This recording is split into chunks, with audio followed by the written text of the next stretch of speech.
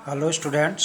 आज हम लोग क्लास 9th चैप्टर 1 संख्या पद्धति पढ़ने से पहले इसके बारे में थोड़ा सा जानकारी ले लेते हैं।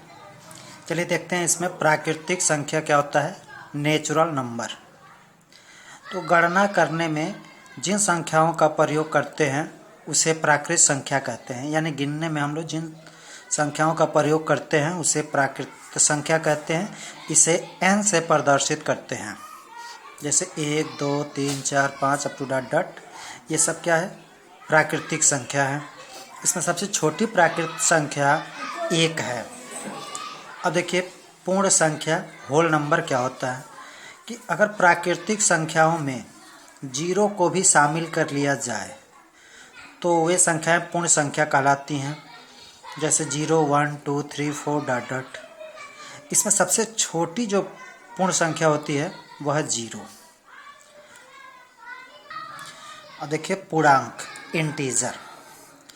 तो पूर्ण संख्याओं के समूह में यदि प्राकृत संख्याओं के ऋणात्मक अंक को मिला लिया जाए यानी शामिल कर लिया जाए तो इन संख्याओं को पूर्णांक कहते हैं। जैसे देखिए पूर्ण संख्या 0, 1, 2, 3, 4 डॉट है। इसमें हम प्राकृतिक संख्या जो 1, 2, 3, 4, 5 है इसके ऋणात्मक को ले लिया जाए। जैसे -1, -2, -3, -4 डॉट कर सकते हैं। इसको हम कहेंगे पूर्णांक। अब देखिए इसमें 1, 2, 3, 4, 5 जो इधर वाली संख्या है इसको धनात्मक पूर्णांक कहते हैं। माइनस में चले जाइए तो -1, -2, -3, -4 डॉट इसको हम लोग ऋणात्मक पूर्णांक कहते हैं। लेकिन बच गया 0। 0 न तो धनात्मक पूर्णांक है न ही ऋणात्मक पूर्णांक है। सम संख्या इवन नंबर्स क्या होता है? तो वे संख्याएं जो 2 से पूर्णतः विभाजित हो जाती हैं उसे सम संख्या कहते हैं। तो देखिए 2 से विभाजित होने वाली संख्या है 2, 4, 6, 8, 10 अप टू डॉट। ये संख्याएं 2 से पूर्णतः कट जाएंगे, इसलिए इस संख्या को हम लोग सम संख्या इवन नंबर कहते हैं। अब देखिए सम प्राकृत संख्या क्या होता है। अच्छा इसमें यह भी देखिए कि हम चाहें तो इसको -2, -4, -6 अप टू डॉट ये भी लिख सकते हैं, क्योंकि -2, -4, -6, -8 भी 2 से डिवाइड हो जाएगा यानी 2 से कट जाएगा, इसलिए ये भी सम संख्या है। तो इस तरह से हम लोग 2, 4, 6, 8 डॉट इधर चलते हैं तो -2, -4, -6, -8 ये डॉट ये सब सम संख्याएं हैं। एक बात और ध्यान रखिए इसमें 0 भी सम संख्या है। तो इस तरह से ये सभी संख्याएं 2 से कट जाएंगी, इसलिए इसको हम लोग सम संख्या कहते हैं। अब देखिए सम प्राकृतिक संख्या क्या होता है। तो हम लोग को पता है कि प्राकृतिक संख्या 1 से स्टार्ट होती हैं और भी धनात्मक होती हैं। 1, 2, 3, 4, 5 यानी माइनस में प्राकृतिक संख्या नहीं होता है। इसीलिए सम प्राकृत संख्या में हम माइनस वाले वैल्यू को नहीं लेंगे। तो वे सम संख्याएं जो 2 के बराबर या 2 से बड़ी होती हैं उसे सम प्राकृत संख्या कहते हैं। जैसे 2, 4, 6, 8, 10 डॉट इसको हम लोग सम प्राकृत संख्या कहते हैं। अब देखिए विषम संख्या ऑड नंबर्स क्या होता है। तो वे संख्या जो 2 से पूर्णतः विभाजित नहीं होती हैं यानी 2 से नहीं कट पाता है पूर्णतः, उसे हम विषम संख्या कहते हैं। जैसे 1, 3, 5, 7, 9 डॉट इधर इसको हम माइनस में भी देखें तो -1, -3, -5, -7 डॉट ये सब क्या है? विषम संख्याएं हैं। अब इसी प्रकार से हम लोग जान सकते हैं कि विषम प्राकृतिक संख्याएं क्या होती हैं। तो हमको पता है कि प्राकृतिक संख्याएं कभी माइनस नहीं होती, इसलिए इधर की जो संख्या होगी इसको हम लोग विषम प्राकृतिक संख्या कहेंगे।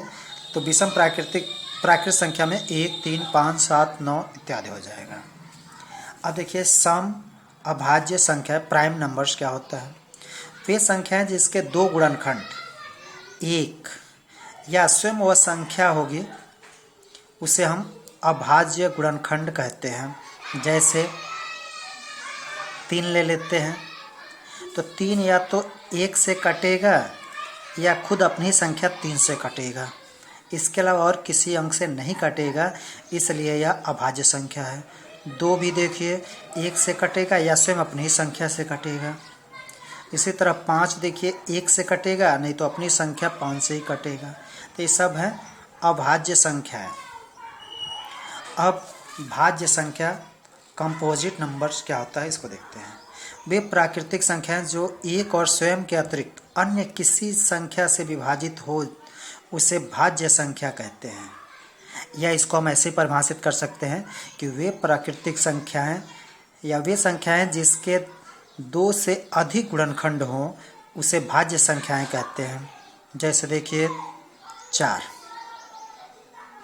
तो 4 1 से भी कटेगा, 2 से भी कटेगा और 4 से भी कट जाएगा। तो देखिए इसके गुणनखंड 2 से अधिक हो गए, यानी 1 और स्वयं अपनी संख्या 4 के अतिरिक्त एक और संख्या 2 से कट जा रहा है, इसलिए यह भाज्य संख्याएं हैं।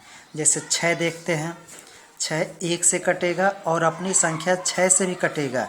इसके अलावा यह 2 से भी कट जाएगा और 3 से भी कट जाएगा। 2 3 6 और 3 दूनी 6। इस तरह से 8 भी है, 1 और स्वयं अपनी संख्या के अतिरिक्त यह 2 से कट जाएगा, 4 से भी कट जाएगा, इसलिए यह भाज्य संख्या है, कंपोजिट नंबर। हाँ, एक बात ध्यान रखिएगा कि 1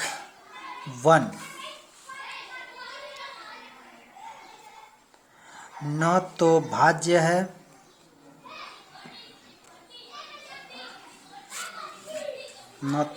है और न ही अभाज्य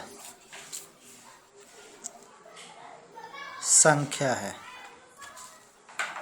यह एक अद्वितीय संख्या है, जिसको यूनिक नंबर कहते हैं। चलिए देखते हैं परिमेय संख्या, रेशनल नंबर। तो रेशनल नंबर क्या होता है? वे संख्याएं जिसे p/q के रूप में लिख सकते हैं उसे परिमेय संख्या कहते हैं, जहाँ q is not equal to 0, यानी कि जो इसका हर है वह 0 नहीं होना चाहिए, और p और q दोनों पूर्णांक होना चाहिए। p और q दोनों पूर्णांक है और q is not equal to 0 है, इसको हम लोग परिमेय संख्या कहेंगे।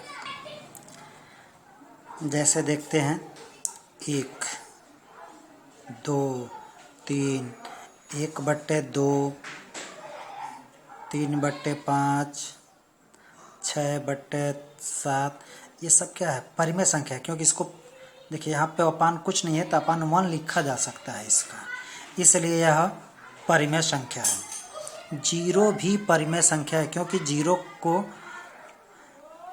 की जगह पे चाहा जाए तो 0/1 या 0/2 या 0/3 भी लिख सकते हैं, क्योंकि 0 में 1 से डिवाइड करेंगे तो 0, 0 में 2 से डिवाइड करेंगे तो भी 0, 0 में 3 से डिवाइड करेंगे तो भी 0 आएगा।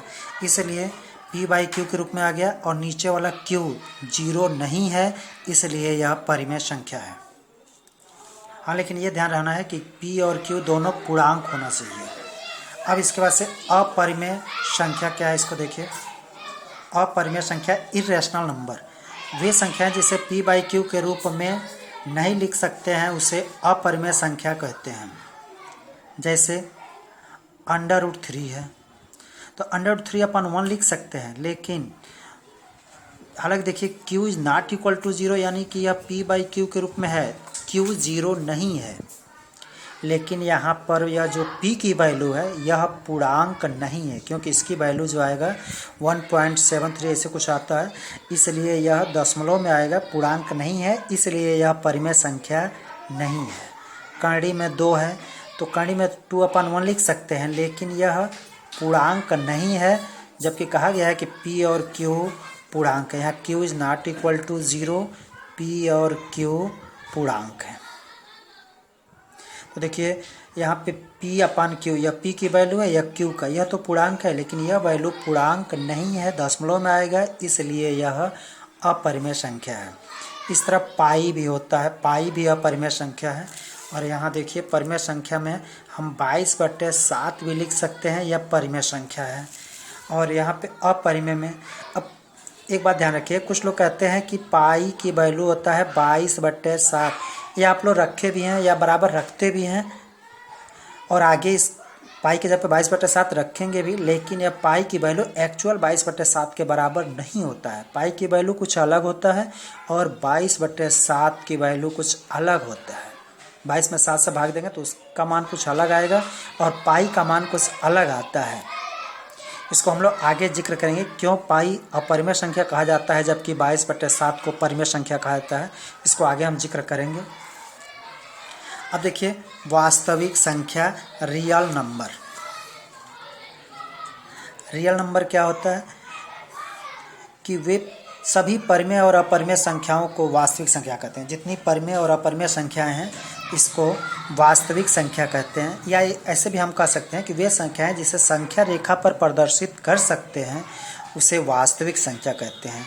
तो वास्तविक संख्या को हम लोग संख्या रेखा पर प्रदर्शित कर सकते हैं, जैसे 1 है, 2 है, 3 है, 1/5 है, 2/7 है, काड़ी में 3 है।